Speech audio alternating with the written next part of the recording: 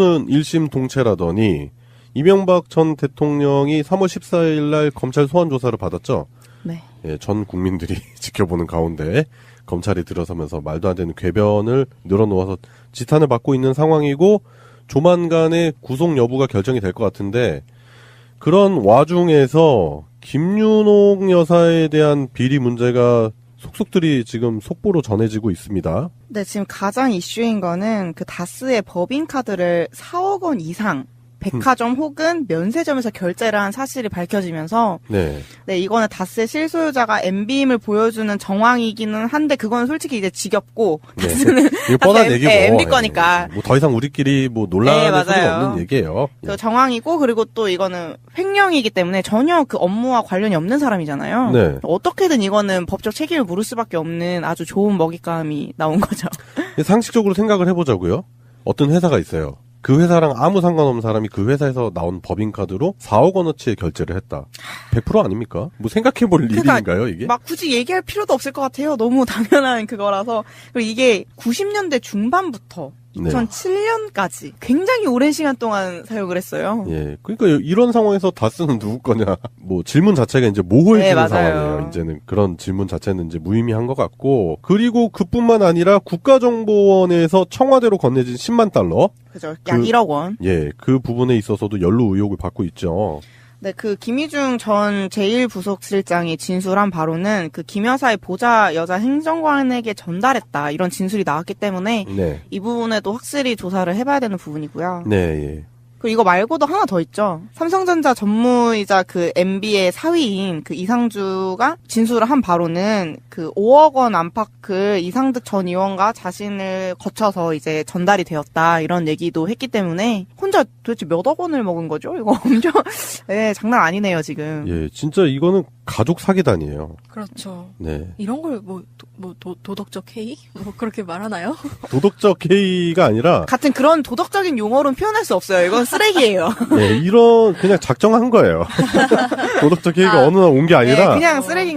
원래 이런 사람들이었는데 이런 사람들이 결국에는 대통령 또 영부인 이런 식으로 올라가면서 대한민국을 더 수렁에 빠뜨릴 뻔한 그런 중차대한 일이었던 거죠. 이미 중체되는 일이 일어났죠. 이미 전직 대통령과 영부인이었기 때문에. 네네. 전직 대통령 부인으로서의 예우를 고려해서 조사를 비공개로 이뤄질 전망이라고 하는데 사실 제 생각에는 오히려 전직 영부인이기 때문에 그걸 고려해서 공개로 해야 되는 것이 아닌가 하는 생각이 사실 있기는 해요. 네. 근데 뭐 이런 부분은 근데 어쩔 수 없다고 하긴 하더라고요. 박근혜도 그때 그랬으니까. 보면은 연루가 안 된 사람이 없어요. 아빠, 엄마, 아들, 사위. 다 헤쳐먹었어. 다 헤쳐먹었어요, 진짜. 이거 제가 봤을 때 뭐 대통령의 자격이, 그러니까 전직 대통령에 대한 예우 자체도 이런 사람들에게는 사치다. 그런 생각도 들고요. 이런 얘기들을 들으면서 이건 분명히 밝혀져야 할 의혹들이 맞고 혐의가 다 인정이 돼서 죗값을 받아야 되는 건 맞는 것 같은데 네. 가끔 이런 데다가 이제 정권 바뀌었다고 슬쩍 그 숟가락 얹으려는 그런 정두원 같은 사람들 있잖아요. 저는 정두원 씨가 자꾸 막 흘리듯이 막 이렇게 얘기하잖아요. 뭐 경천 동지할 일이 벌어질 것이다. 뭐 자신이 뭔가를 알고 있어요. 알고 있는데 그 부분에 대해서 정확하게 뭐 이렇게 얘기하는 게 아니고 흘리듯이 얘기하는 태도 자체는 전 솔직히 좀 불만이 많아요. 그런 어그로 부분에 아닙니까? 대해서는. 예, 그런 부분에 대해서는 불만이 많고 예전에 뭐 박근혜 정부를 비판했던 전용욱 씨라든지 그런 사람들도 공범입니다. 어떻게 보면 그렇잖아요. 그렇기 때문에 그런 식으로 자꾸 막 여론을 통해서 자신에 대한 이목을 끌고 그리고 자신도 한때 공범이었음에도 불구하고 자연스럽게 면피하려는 듯한 그런 태도. 그래서 그게 어떻게 보면 나 과거 내부 고발할 수 있으니까 건들지 마. 약간 이런 것처럼 보이기도 해요. 네. 네. 그리고 저는 그 바른미래당에 이혜훈 의원이 있었잖아요. 네. 이혜훈 의원도 예전에 뭐 뉴스공장 나와가지고 촛불전국 때 한창 뭐 뉴스공장에서 김어준 씨가 민감한 질문하면은 저는 정말 몰랐어요. 막 이렇게 얘기하는 거 다 가식이라고 봐요. 모르긴 뭘 몰라. 모를 리가 없죠. 모르고선 그럼요. 어떻게 운영을 하겠습니까? 그럼요. 네. 한편이라고 생각이 들고 이 작가님 잘 짚으셨다고 생각이 들어요. 이런 가족 사기단이 네. 검찰만 갔다 오면 서로 사이가 안 좋아져요. 또 서로 조금이라도 살아야 되니까. 네. 그럼 이제 제가 했다 이렇게 서로 떠넘기기 아, 정하는 근데 건가요? 보통 가족이라 하면은 서로 가족의 허물을 덮어주고 예를 들어 우리가 형제가 3명이거든요. 근데 아, 만약에 우리 형이 이런 비리로 뭐 나랑 연관이 있다 그러면 저 같으면은 우리 형이 죄를 덮어주려고 애를 쓸 것 같아요. 근데 죄송한데 저분들을 그 일반 사람들의 상식에 끼워 맞추려고 하지 마세요. 저 사람들은 쓰레기라니까요. 제가 얘기했잖아요. 그래요? 제가 예. 그 잠시 허리가 되게 아팠던 적이 있어요. 아, 그래요? 근데 네. 그럴 때 들었던 얘기가 뭐냐면 허리 보호대를 계속하고 있으면 오히려 허리 근육이 퇴화해서 아. 허리가 더 아프게 된다는 거예요. 그러니까 이 사람들은 가족들의 연대를 돈으로 계속 지지하려고 하다 보니까 아, 오히려 네, 원래 무너졌다. 기본적인 연대가 좀 무너진 게 아닌가 이런 생각도 들더라고요. 그래요. 보니까 우리가 생각하는 가족이 아닌 또 하나의 가족이에요. 네. 오, 전무님도 계시니까. 네, 또 다른 개념의 가족인 것 같고 이런 가족이 또 역사적으로 또 되게 유명했었던 게 우리가 삼국지 좋아하잖아요, 사람들. 네. 삼국지 배경이 되는 게 이제 한나라의 부정부패잖아요. 한나라 말 후한 말기에 부정부패가 만연한 그런 부분 때문에 이런 일들이 벌어지고 결국에는 그 장대한 스케일의 삼국지가 펼쳐진 건데 네. 그 역사도 자세히 살펴보면은 그 후한 말기에 양기라는 대장군이 있어요. 그 사람이 이제 출세를 했는데 부인이 이제 손수란 사람인데 남편도 어마어마하게 그런 채용비리 그런 거 있잖아요. 매관매직. 아, 그 시절의 예, 채용비리. 예, 매관매직을 어마어마하게 했는데 부인인 손수는 한술 더 떴대요. 왜요? 이런 살림은 여자가 하는 게 맞아 이러면서 오히려 더 심하게 돈을 더 갈취했다고. 그 역사적 문헌에 다 나와 있는 내용이거든요. 그런 부분을 봤을 때 이명박 부부도 그런 부분을 벤치마킹하지 않았나 그런 생각 들어요. 에이, 그렇게 생각해서 했겠어요. 그냥 쓰레기예요. 그냥 본능적으로 쓰레기이기 본능적이에요. 때문에 네, 본능적으로. 예. 그래요. 뭐 양세병님이 결론은 심플하게 잘 내신 것 같아요. 얘네들은 우리가 생각하는 그런 가족이 아니라 그냥 쓰레기다. 쓰레기 더미끼리 돈으로 뭉쳐 있었다. 네. 뭐 그런 생각 드는데 이런 부분에 대한 적폐청산이 하루 빨리 이루어져야 될 거라는 생각이 들고 그리고 검찰에서는 아주 신중하게 접근하고 조사하는데 제가 봤을 때는 김윤옥 여사도 결국에는 구속되지 않을까 그런 생각을 해요. 입을 더 맞추기 전에 얼른 구속. 맞아요. 네. 네. 부부가 한꺼번에 구속시키는 건 뭐 가혹하다 해가지고 그렇게 되진 않을 것이다라는 예측도 있지만 저는 구속되지 않을까. 어느 부분이 가혹한 거죠? 네, 구속되지 않을까 그런 생각이 들고 최근 영부인인 김정숙 여사의 파격적인 행보들이 또 온 국민들의 지지를 얻고 있잖아요. 저 패럴림픽. 예, 패럴림픽 전 경기를 참관해서 응원을 한다든지. 그 사진 너무 귀여우세요. 예, 그냥 백팩 딱 메고 너무 택시 딱 꽂고 귀여우세요. 걸어가고. 그리고 예전에 저는 또 더 인상적인 사진이 뭐냐면 그 수해복구 현장에서 마대자루 한 손에 어깨 딱 짊어매고 이렇게 딱 서 있는 장면 나오는 거 있거든요. 아, 딱 친근한 모습. 그거는 연출로 불가능해요. 불가능해요? 그건 불가능하고 자연스럽게 어깨에 들쳐매는 거는 그런 험하고 굳은 일을 많이 해본 사람의 자연스러운 그런 포즈가 나오는 거거든요.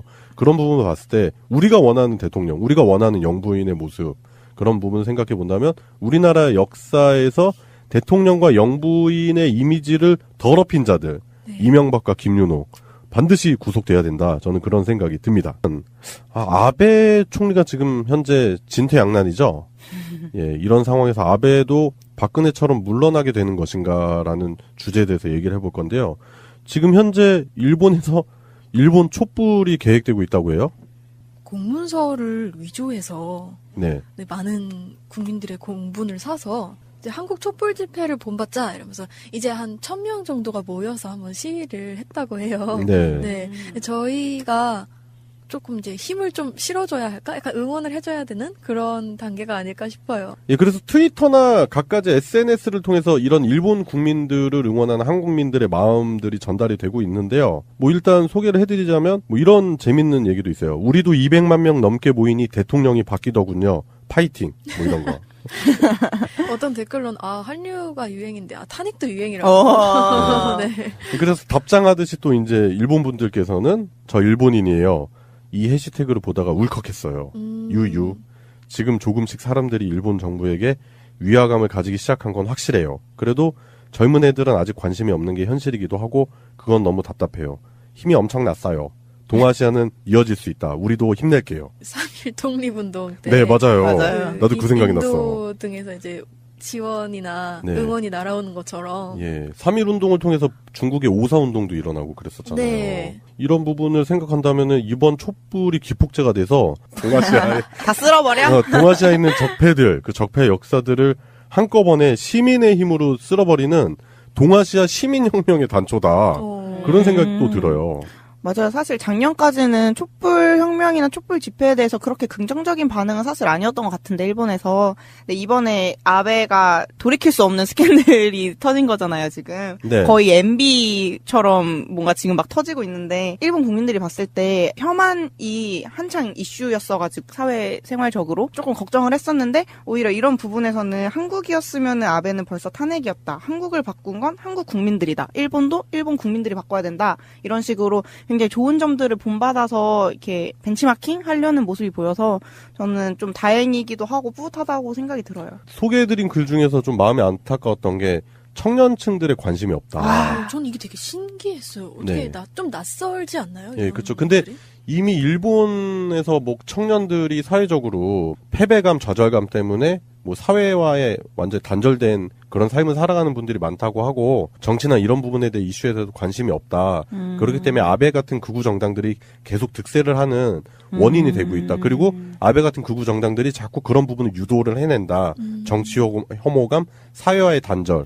청년 세대들이 특히 우리나라 촛불을 봤으면 더 심하게 그랬을 거예요 아마. 그런 부분을 생각해 본다면 그 아까 글 쓰신 분이 얼마나 답답할까라는 생각도 들기도 하지만 그 일본 청년들이 뭐 우리 방송을 들을지 안 들을지 모르겠지만 안 듣겠죠. 네. 근데 일본 청년분들이 생각을 잘 하셔야 되는 게 그 사회운동 있잖아요. 네. 이런 사회운동이라든지 그 정당한 집회, 불의에 항거하는 집회들을 통해서 당신들의 인생이 나아질 수 있습니다. 맞아요. 그렇기 때문에 지금 한국 청년들은 조금씩 실감하고 있거든요.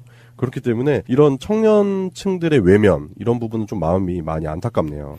아니, 근데 아직은 그럴 수도 있는 게 사실 촛불 혁명도 막 청년층이 막 먼저 해서 막 난리가 난 게 아니었잖아요. 그냥 애초에 지난 2일날 밝혀지고 시작이 된 건데 그 실제로 이제 아베 총리가 인정을 한 거는 12일이래요. 그럼 아직 겨우 한 일주일도 안 된 거기 때문에 네. 이거를 기점으로 해서 이제 점점 저는 커가서 한국의 촛불 집회만큼은 아니더라도 뭔가 일어날 수 있지 않을까, 청년들도 바뀔 수 있지 않을까라는 기대를 좀 해보게 됩니다. 사실 이런 관련 기사들을 찾아보면서 가장 보기 싫었던 댓글들도 있어요. 한국 대 일본의 그 국가 감정을 자꾸 들먹이면서 그러니까 그런 거 왜 자꾸 자꾸 그런 일본 국민들은 뭐 이런 거 못한다 막 뭐 이런 식으로 이렇게 비하하는 발언들을 하는 댓글들을 좀 봤었거든요. 네. 근데 무의미한 댓글들이라고 생각했어요. 네. 그리고 지금은 연대를 할 때가 아닌가, 소극적이더라도 연대를 같이 할 때가 아닌가라는 생각이 또 들었습니다. 그렇죠. 네. 이런 부분에 대해서는 국가와 민족을 떠나서 같이 투쟁을 할 수 있는 그런 시민 정신이 있어야 되죠. 그리고 또 어떻게 보면은 전략적으로 일본과 우리가 완전히 관계가 또 없는 건 아니잖아요. 그럼요. 시민들이 옳은 정치혁명을 하면 그게 국가적으로도 좀 세계적으로도 영향을 끼칠 텐데. 그래서 그런지 우리 아베가 달라졌습니다. 한 달 만에. 네. 네, 태도가 지금 급변해서 지금 문재인 대통령이랑 통화를 했죠. 통화를 하면서 180도 달라진 모습을 보여주고 있는데 우리가 기억하기로는 평창 동계올림픽 개막식에 나타나서는 북한 쪽에다가 막 민감한 질문이라든지 그런 부분을 하면서 평화로운 평창 올림픽 자체를 망치려고 하는 그런 모습도 보여주고 남북의 긴장 관계가 해소되는 부분에 있어서 제일 방해하고 걸림돌이 되는 게 아베 총리가 이끄는 지금 현재 일본 정부라고 생각이 들었는데 지금 같은 경우에는 태도가 완전히 달라졌어요. 그럼요. 그때 당시에는 사실 일본이 북한이나 이런 관계를 봤을 때 일본이 무조건 자기가 갑이다라는 입장이 확실했는데 어디서 그러더라고요. 메가톤급 변수다. 그 트럼프의 태세 변환이 가슴을 졸이게 만드는 굉장한 변수가 있었기 때문에 네. 아베가 이렇게 꼬리를 내릴 수밖에 없는, 갑이 아닐 수도 있겠다라는 생각을 하면서 이제 쫄리기 시작하는 거죠. 사실 비빌 언덕이라고 생각했을 거예요. 앞에는 뭐 사학 스캔들도 뭐 작년부터 계속 터지고 있었고 네. 그랬는데도 불구하고 끄떡없이 버텨오면서 기대고 있었던 게 바로 뭐 북핵이라던가 뭐 그렇죠. 북에 대한 위협, 뭐 미국과의 홍준표 이런 얘기하는 것 같은데. 네, 굉장히 비슷하죠. 똑같은데? 네. 근데 지금은 그런 비빌 언덕도 점점 허물어지고 있는 걸 자기 눈으로 보고 있으니까. 네. 네. 제가 봤을 때 지금 아베는 정치적으로 제일 큰 위기에 직면해 있다. 그렇죠. 내외적으로. 삼선 못합니다. 네, 삼선은 절대 안 될 것 같고, 그 일본 자민당 쪽에서도 새로 그 여러 인물들이 거론이 되고 있는데 아베와는 사뭇 다른 성향을 보이시는 분들도 계시고, 그렇기 때문에 아베의 삼선 자체는 제가 봤을 땐 힘들 것이다. 그런 생각도 들고, 지금 아베는 어쩌면 동아시아 평화버스가 살짝 출발하려고 하는데 허둥지둥 맞아요. 제가 문 좀 열어주세요. 제발 좀 살려주세요. 잠깐만요. 할게요. 저 이 버스 타야 돼요. 막 이러면서 제발 문 좀 열어주세요. 그래가지고 맞아. 문재인 대통령이 열어두기 싫은데 기회를 줘볼까 그러면서 칙 해가지고 문 딱 열리고 감사합니다. 이러고 올라타 있는 앉아서 편안하게 갈 수 있는 좌석은 없는 거죠. 그렇죠. 아, 네, 그렇죠. 입석으로 가야 될 겁니다. 좌불안석. 맞는 말이네요. 예, 똥마려운 강아지처럼 그 동아시아 평화버스에 가까스로 올라타 있는 형국으로 보이고. 그럼 홍준표는 타지 못했죠. 예? 홍준표는 달려오지도 않았어요. 네. 그리고 올 거라고 버스에서도 태울 생각도 없어요. 애초에. 네. 네, 태울 생각도 없고 다른 버스 타고 가겠죠. 반대쪽으로. 그렇죠. 네, 네. 뭐 하여튼 지금 이런 상황을 봤을 때 지금 아베가 결국에는 방금 이 작가님이 잘 짚으셨는데 내외적인 자신의 정치적 입지가 좁아짐을 이런 식으로 기회로 잡을 수 있는 게 결국에는 동아시아 평화버스의 탑승. 친문재인 정부 쪽으로 약간 성향을 뭐 우회전하다가 좌회전하는 것 같은데 그렇다 하더라도 제가 봤을 때 이미 너무 늦어버렸다. 그렇죠. 예. 그리고 일본에서 일어나는 이제 촛불 집회에 대한 응원 그런 부분은 또 강하게 응원하고 지지해야 되지 않을까 그런 생각도 들어요. 맞아요. 예. 연대할 부분은 연대해야죠, 확실히. 예. 우리 일본 갈까요? 재밌겠다. 예. 그 우리 청년의 얘기를 들어볼까요? 예, 뭐 한 200만 명 우리 모이고 그랬잖아요. 그 안에 진짜 수많은 사람들이 일원했었던 촛불의 다양한 모습들 있잖아요. 그걸 전파해 주는 거예요. 오. 예전에 백제가 일본의 문화를 전파하듯이 우리가 또 다시 한번 가가지고 촛불 집회는 이렇게 하는 거야. 막 이러면서.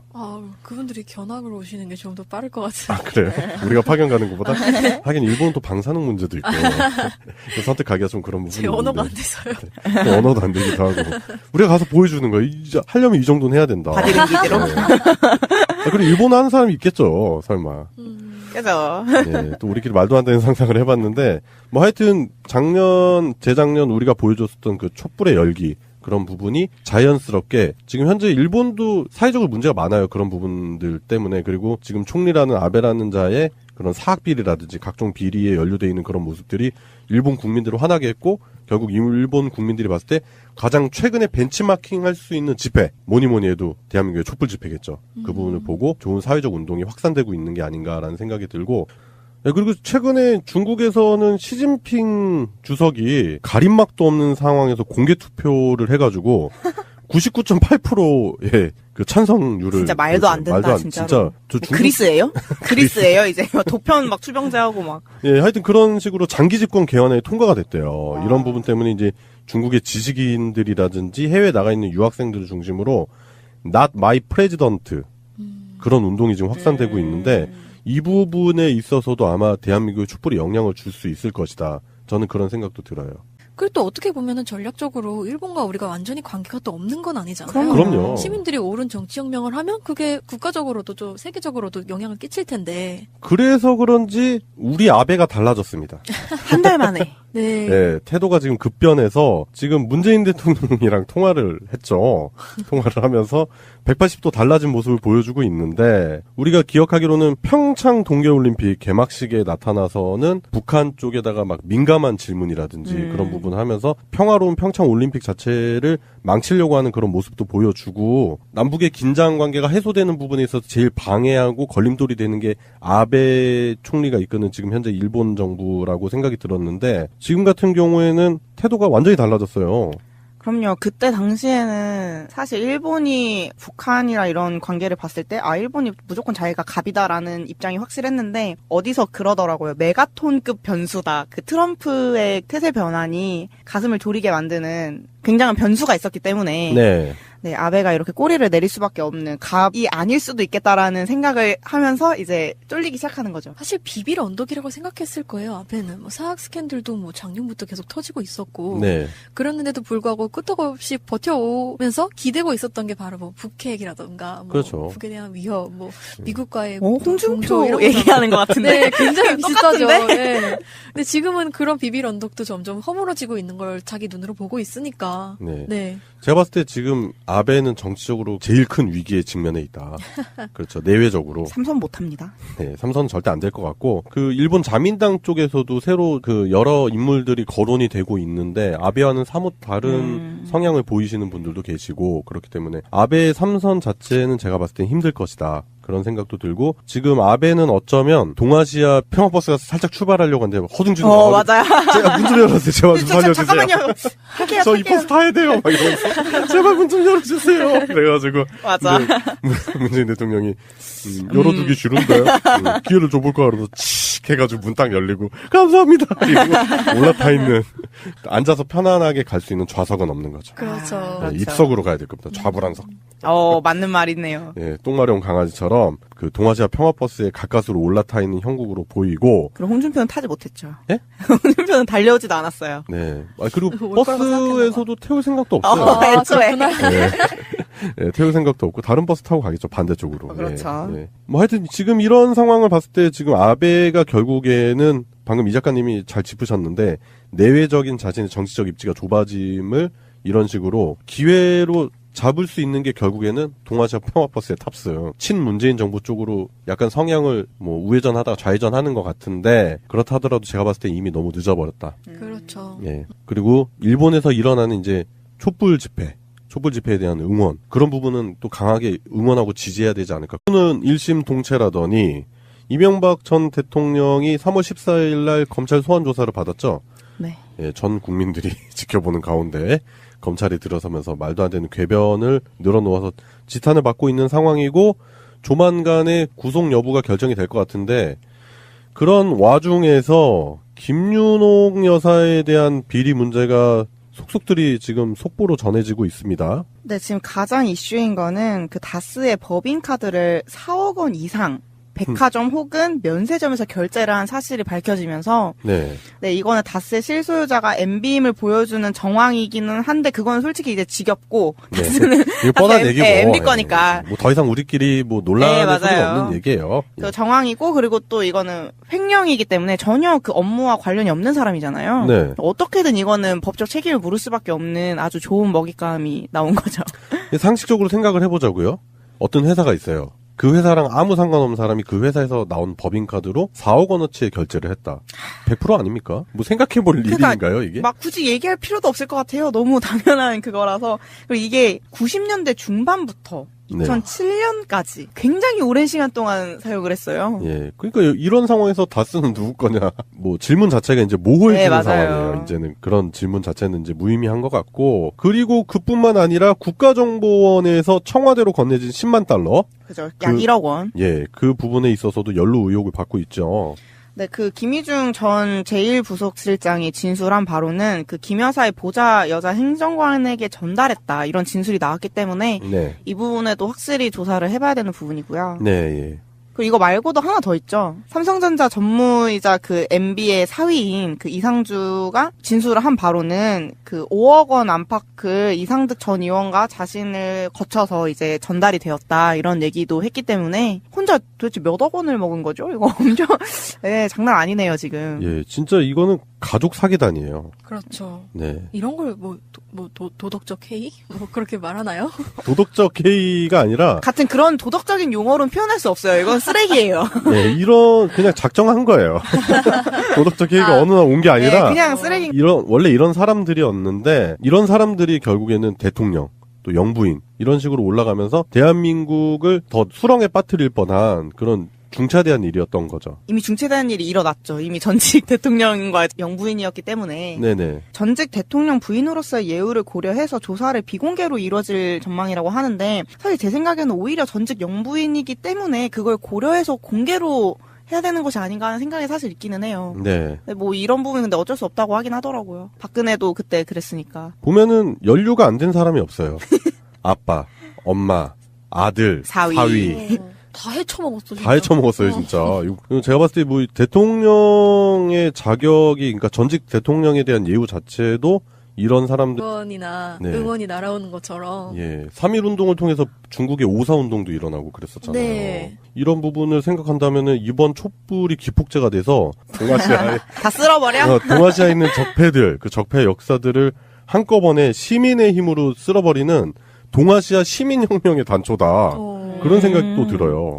맞아요. 사실 작년까지는 촛불 혁명이나 촛불 집회에 대해서 그렇게 긍정적인 반응은 사실 아니었던 것 같은데 일본에서. 근데 이번에 아베가 돌이킬 수 없는 스캔들이 터진 거잖아요, 지금. 네. 거의 MB처럼 뭔가 지금 막 터지고 있는데 일본 국민들이 봤을 때 혐한이 한창 이슈였어가지고 사회생활적으로 조금 걱정을 했었는데 오히려 이런 부분에서는 한국이었으면 아베는 벌써 탄핵이었다. 한국을 바꾼 건 한국 국민들이다. 일본도 일본 국민들이 바꿔야 된다. 이런 식으로 굉장히 좋은 점들을 본받아서 이렇게 벤치마킹 하려는 모습이 보여서 저는 좀 다행이기도 하고 뿌듯하다고 생각이 들어요. 소개해드린 글 중에서 좀 마음이 안타까웠던 게 청년층들의 관심이 없다. 전 이게 되게 신기했어요. 어떻게 네. 좀 낯설지 않나요? 예, 이런 그렇죠. 근데 분들이? 이미 일본에서 뭐 청년들이 사회적으로 패배감, 좌절감 때문에 뭐 사회와의 완전히 단절된 그런 삶을 살아가는 분들이 많다고 하고 정치나 이런 부분에 대해 이슈에 대해서 관심이 없다.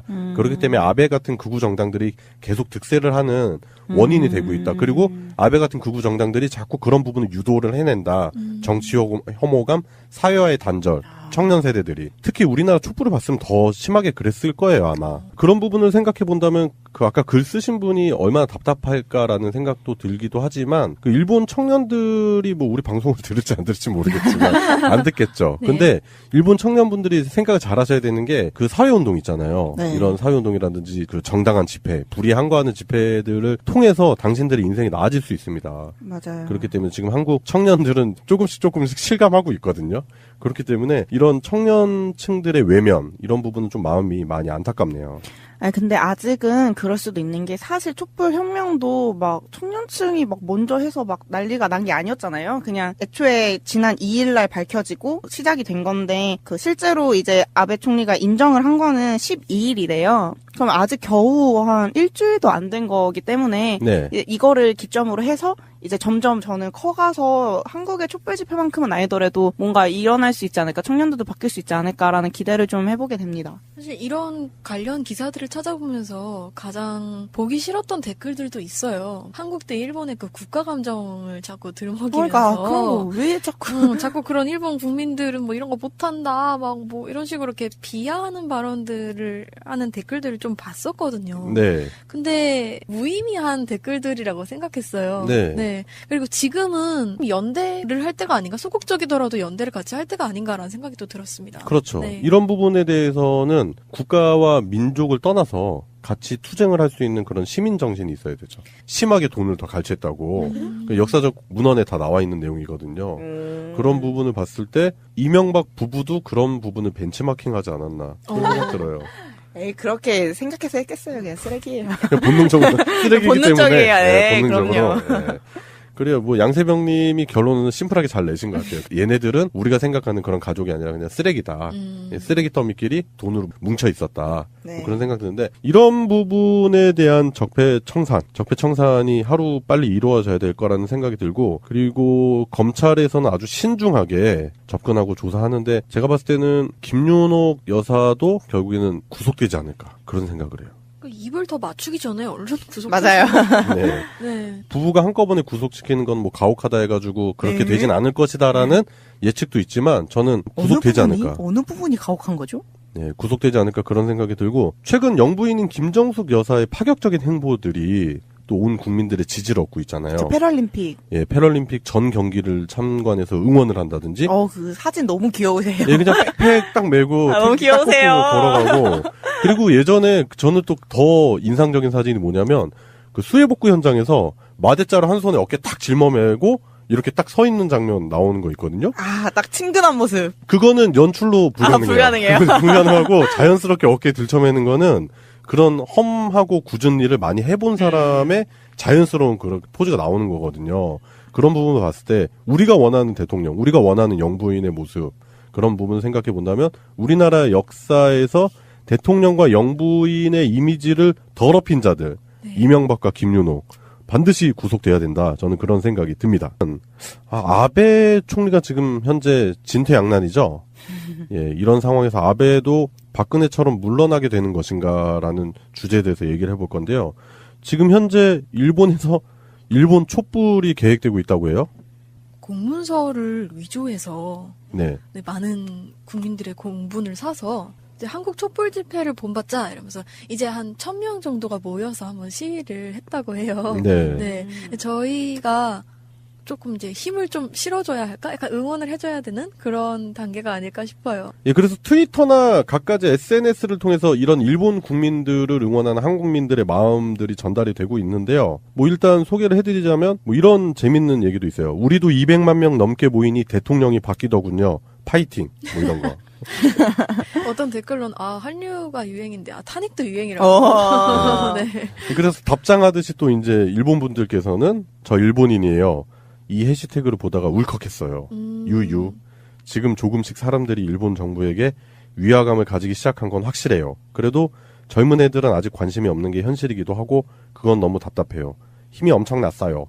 동아시아는 이어질 수 있다. 우리도 힘낼게요. 3.1 독립운동 때. 네, 맞아요. 맞아요. 나도 그 생각이 났어. 인도 등에서 이제 들에게는 사치다. 그런 그럼요. 생각도 들고요. 이런 얘기들을 들으면서 이건 분명히 밝혀져야 할 의혹들이 맞고 혐의가 다 인정이 돼서 죄값을 받아야 되는 건 맞는 것 같은데 네. 가끔 여러 데다가 이제 정권 바뀌었다고 슬쩍 그 숟가락 얹으려는 그런 정두원 같은 사람들 있잖아요. 저는 정두원 씨가 자꾸 막 흘리듯이 막 이렇게 얘기하잖아요. 뭐 경천동지할 일이 벌어질 네. 것이다. 뭐 자신이 뭔가를 알고 있어요. 알고 있는데 그 부분에 대해서 정확하게 뭐 이렇게 얘기하는 게 아니고 흘리듯이 얘기하는 태도 자체는 전 솔직히 좀 불만이 많아요. 그런 어그로 부분에 아닙니까? 대해서는. 예, 그런 부분에 대해서는 불만이 많고 예전에 뭐 박근혜 정부를 비판했던 전용욱 씨라든지 그런 사람들도 공범입니다. 어떻게 보면 그렇잖아요.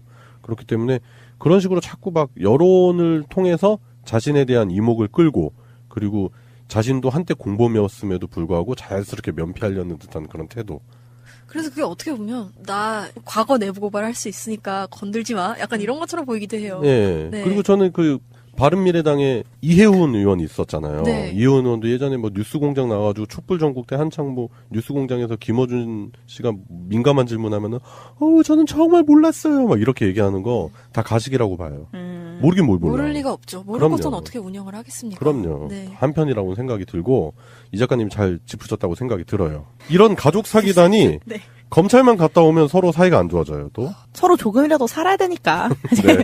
그럼 이제 제가 했다 이렇게 서로 떠넘기기 아 전하는 근데 건가요? 보통 가족이라 하면은 서로 가족의 허물을 덮어주고 예를 들어 우리가 형제가 3명이거든요. 근데 만약에 우리 형이 이런 비리로 뭐 나랑 연관이 있다 그러면 저 같으면은 우리 형이 죄를 덮어주려고 애를 쓸 것 같아요. 근데 죄송한데 저분들을 그 일반 사람들의 상식에 끼워 맞추려고 하지 마세요. 저 사람들은 쓰레기라니까요. 제가 얘기했잖아요.